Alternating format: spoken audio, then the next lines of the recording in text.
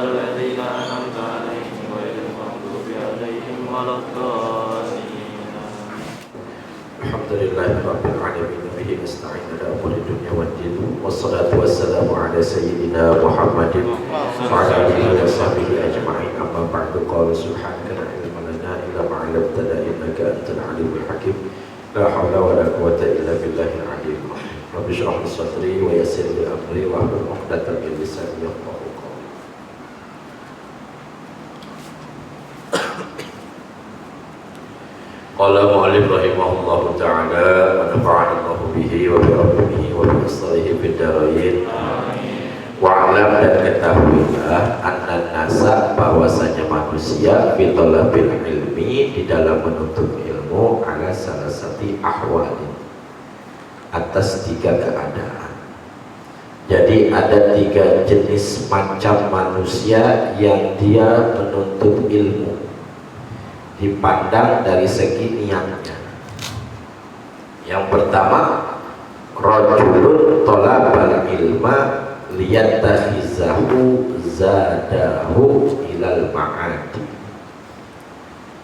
Rajulun yang pertama seorang laki-laki atau seseorang talabal ilma yang dia menuntut ilmu itu si seseorang liyatakhizahu agar dia memperoleh akan itu ilmu zadahu akan bekal ilmu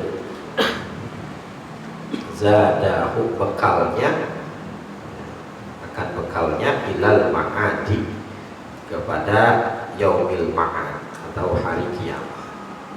Yang pertama dia nuntut ilmu memang karena pengen memperbanyak bekal ketika dia berada di dunia, buat modal dia ketika dia nanti pergi ke alam akhirat. Memang karena pahala menuntut ilmu kan sangat besar, sangat tinggi. Oleh karena itu dia niatin bahwa dia nuntut ilmu ya buat mencari keridhaan Allah, buat mencari pahala, buat memperbanyak amal sebagai bekal dia ketika nanti dia masuk ke akhirat. Walam yaksid dan dia tidak bertujuan bihi dengan ilmu tersebut illa kecuali wajah Allahi, kecuali ridhonya Allah.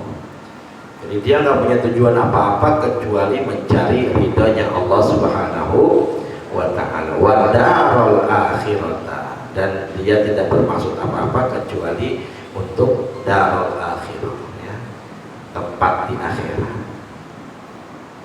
Jadi ini termasuk tingkatan penuntut ilmu terbaik. Jadi kita nih pasang niat kita baik-baik untuk ilmu, benar-benar untuk karena mencari ridho Allah Subhanahu wa ta'ala, bukan untuk yang lain, bukan untuk berbangga-bangga diri, bukan biar kita dibilang orang alim, bukan biar kita dibilang ustaz, bukan biar kita dibilang kiai, bukan. bukan biar kita bisa berdebat dengan orang, bukan kita biar bisa mengalahkan orang bodoh, bukan. Justru niatnya itu harus kita kembalikan kepada Allah Subhanahu wa Ta'ala. Saya mengaji tujuannya karena Allah. Nah, gitu. Saya ngaji tujuannya karena Allah. Maka kalau udah tujuannya karena Allah, tak bakalan bisa tergoyahkan kemauan dia untuk menuntut ilmu. Biasanya orang yang niatnya seperti ini lebih ikhlas ngajinya. Nanti ketika dia hasil pun hasilnya lebih terlihat. Karena memang tujuannya kepada Allah. Karena sesungguhnya ilmu itu yang kasih adalah Allah, bukan kita. Yang kasih itu Allah. Makanya ketika manusia dia berbuat sesuatunya karena Allah, Allah pasti kasih hasilnya. Kita kerja itu niatin jangan hanya sekedar nyari duit, tapi kerja karena Allah Subhanahu wa Ta'ala, karena kewajiban, pengen nafkahin anak, pengen nafkahin istri, karena Allah, berarti itu niatnya ibadah. Maka insya Allah tujuannya yang karena Allah dapat, tujuan yang dapat duitnya itu bakalan lebih dapat. Jadi ketika kita menuntut ilmu tujuannya buat akhirat, yang dunia jangan dipikirin, pasti dapat. Begitu bahasanya. Itu secara otomatis jadinya. Lain halnya sama orang yang memang niat nyari ilmu tujuannya sudah dunia. Kalau dia tujuannya sudah dunia, maka biasanya hasil dari dia nuntut ilmunya nggak dapat. Akhirnya mengaji, tapi nggak bisa apa-apa, nggak manfaat ilmunya. Kayak orang kagak ngaji aja kelakuannya, kata-katanya, perilakunya, tingkah lakunya nggak menggambarkan bahwa dia orang yang ngerti agama, nggak menggambarkan seperti itu. Malah justru tujuannya ngajinya nggak dapat, dan biasanya tujuan yang dicapainya pun gak dapat kalau dia ngejar dunia. Tapi niatin karena wajah Allah, ridwan Allah, dan niatkan juga darul akhirat buat persiapan kita ketika kita di akhirat. Maka itu insya Allah dunianya terikuti.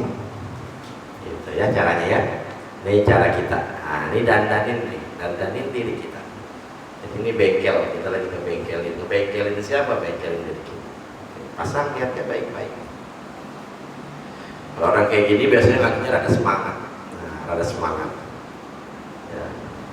Ada apa terus saja dia ngaji aja kerjanya. Karena memang niatnya memang keridhaan Allah. Dan ntar dia akan berasa tuh, oh iya, ini karena ngaji gue jadi bisa begini. Ini karena ngaji gue jadi bisa begini. Alhamdulillah urusan lancar aja nih, kayak ngaji mulu nih nah, gitu. Baru berasa nanti, tapi berasa fahaza minal faizina, maka ini golongan orang ini minal faizi, di antara orang-orang yang beruntung ya. Jadi dia orang-orang yang beruntung nih, orang-orang yang meniatkan hati menuntut ilmu karena keridhaan Allah Subhanahu wa Ta'ala dan sebagai bekal untuk menghadapi akhirat. Pasang nih kita kayak gini nih, mudah-mudahan kita di golongan yang pertama nih ya. Walaupun belum bisa saya kayak begitu, nggak apa-apa, bismillah pelan-pelan. Ngaji karena Allah berat, ngaji apa namanya, godaannya banyak banget, males, pengennya rebahan, pengennya tiduran. Padahal ngaji juga nggak lama, ngaji paling lama sejam, lama-lama banget ya 2 jam. Kita nggak ada apa-apa aja dibanding ngaji ibu-ibu ngaji dari 7:30 sampai zuhur. Kalau yang mulai zuhur sampai asar, yang mulai asar sampai maghrib. Kita mau dari maghrib sampai isya, bentaran banget kita. Kalau laki gitu biasanya, laki-laki apa lagi bentaran waktu. Kalau ibu-ibu itu Masya Allah luar biasa. Makanya kita niatinnya yang bagus ya. Warajulun yang kedua, dan seorang tolabahu yang dia menuntuthu akan ilmu, liyasta'ina bihi, agar membantu bihi dengan itu ilmu, ala hayatihi, atas kehidupannya, al-ajilati, yang sebentar. Jadi yang jenis yang kedua Dia nuntut ilmu seorang ini, tapi ilmunya digunakan untuk membantu kepentingan dunia dia. Tadi, jadi apa namanya? Dia nuntut ilmu buat dapat duit. Dia dipanggil ustadz sama orang. Kalau dipanggil ustadz, nanti dipanggil tahlilan. Kalau panggil tahlilan, kan dapat amplop. Jadi ustadz biar bisa ceramah, nanti dapat panggilan ceramah. Dari panggilan ceramah dapat amplop. Ya orang kayak begini. Dia nuntut ilmu, tapi dia tujuan ilmunya itu buat bantuin dia, tapi bantuin dia dalam perkara dunia. Wayanala bihi al-izza, dan dia memperoleh bihi dengan sebab ilmu, ini ke ilmu, dan dia memperoleh dengan sebab ilmu itu memperoleh apa? Al-izza, kemuliaan, wal jaha, dan pangkat, wal mala, dan harta. Dia gunakan ilmunya itu buat mencari kemuliaan, buat mencari pangkat, buat mencari harta. Jadi dia gunakan ilmunya memang buat itu, karena tujuan dia mengambil ilmu ya memang buat itu. Orang kuliah ngambil kuliahan biar apa? Biar bisa diterima kerja, kan begitu. Ada orang begitu. Padahal kuliah isinya ilmu, dapat ilmu di situ. Tapi ada orang yang kuliah memang karena pengen kerja. Ada juga yang kuliah yang memang untuk ilmu. Ada yang begitu. Ada juga yang memang dia, ya memang gue pengen cari kerjaan biar gampang dapat, harus punya titel, S1, S2 biar dapat kerjaan. Ngaji begitu, biar dia punya pangkat, dihormatin sama orang, biar dia dipandang mulia sama orang, biar bisa dapat harta dari orang. Wahwa, dan dia si orang itu alimun, mengetahui bizalika, tentang hal tersebut. Mustash'irun fi qalbihi, yang dia menyembunyikan fi qalbihi, di dalam hatinya, raqaqata halihi, lemah keadaannya, wa khissata maqsadihi, dan rendahnya tujuannya. Jadi sebenarnya dia tahu bahwa dia memang nuntut ilmu pengen biar dipanggil ustaz, biar orang pada kagak, ya, biar orang pada hormat sama dia, biar orang kagak nyembarangin dia. Tujuannya memang begitu, dan dia tahu. Lalu kemudian dia sembunyiin, maksudnya sembunyiin, dia bukan ngomong sama orang, di dalam hati dia bilang bahwa sebetulnya niat kayak gitu kan jelek, kita, tapi dia simpan dalam hatinya. Kalau orang model gini gimana? Fahaza minal mukhatirin, maka ini termasuk dari orang-orang yang berbahaya. Ini adalah termasuk orang yang bahaya kalau kayak gini. Mukhatir, itu termasuk orang bahaya. Karena memang secara niatnya sudah sama, kalau dia mencari harta, mencari jabatan.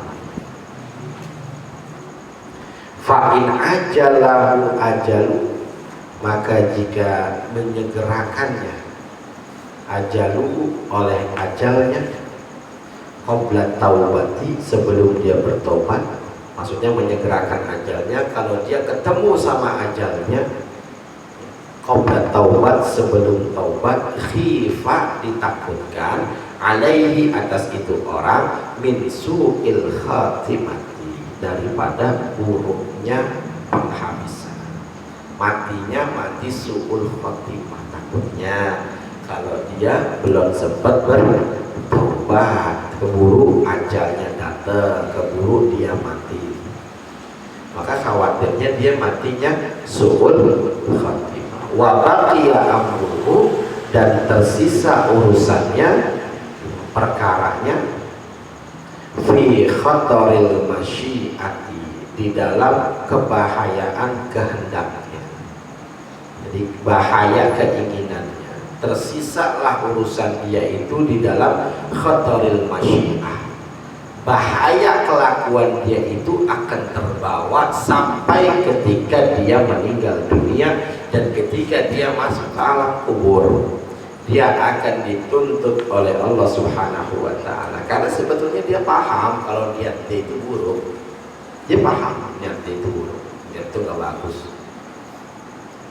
Demen banget dipanggil ceramah, demen banget dipanggil, dia disuruh baca doa, demen banget disuruh pimpin tahlil. Ini orang kayak begini khawatir, takut dia niatnya salah.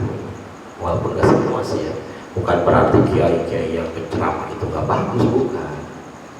Ini buat pengingat kita, buat cambukan buat kita ketika kita nanti sudah menjalani dalam thalibul ilmi, menuntut ilmu.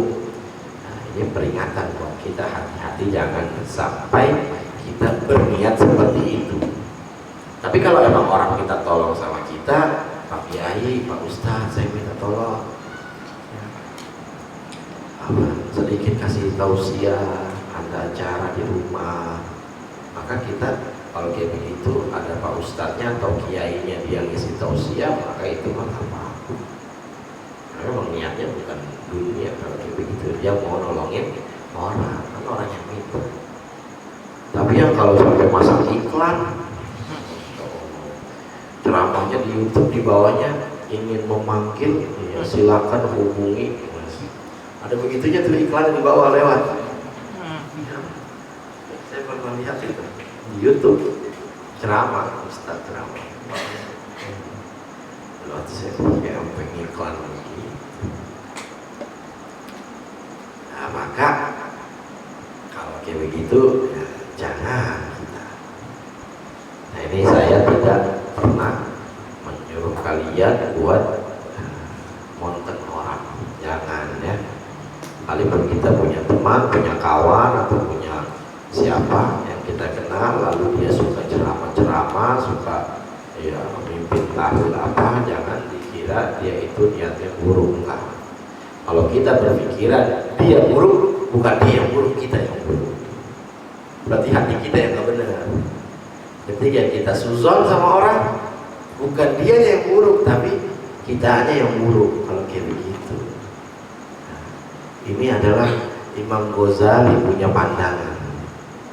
Imam Ghazali wanti-wanti, hati-hati menuntut ilmu. Niat kamu benerin ya. Su'il khatimah. Khawatir nanti kalau kamu kayak begini mati dalam keadaan su'ul khatimah. Fa'in wufiqa, dan wa'in wufiqa, dan jika dia telah diberikan taufik bitaubati, untuk bertobat, qabla hululil ajali, sebelum sampainya ajal, sebelum sampainya dia mati, dia diberikan taufik untuk bertobat.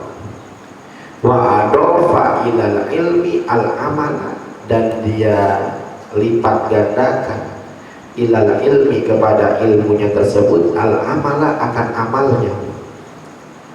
Justru orang yang kayak begini di akhir hayat, ya ada yang diberikan taufik dan dia banyak beramal karena dia sadar bahwa kemarin niat dia salah. Wa tadarraka ma farwata fihi minal khalali, dan ia peroleh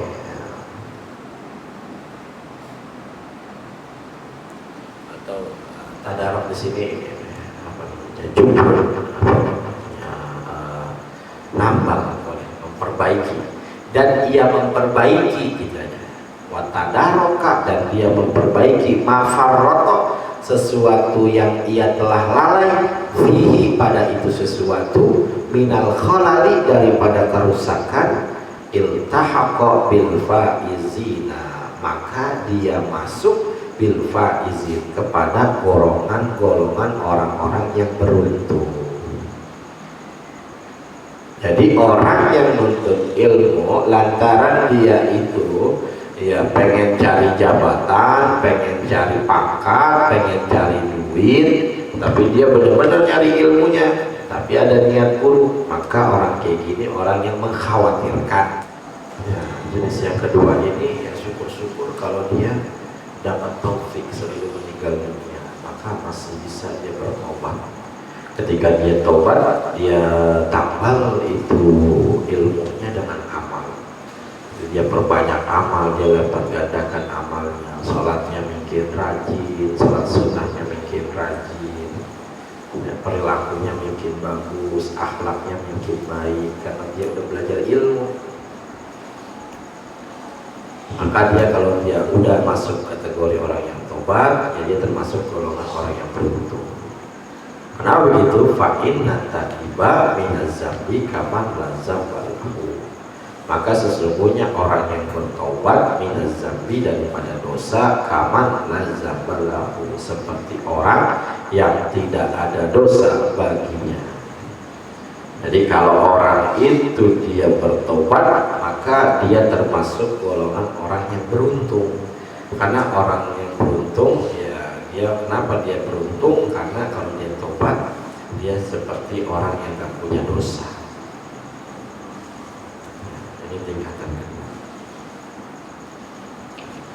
Wa rajulun sallallahu alaihi wasallam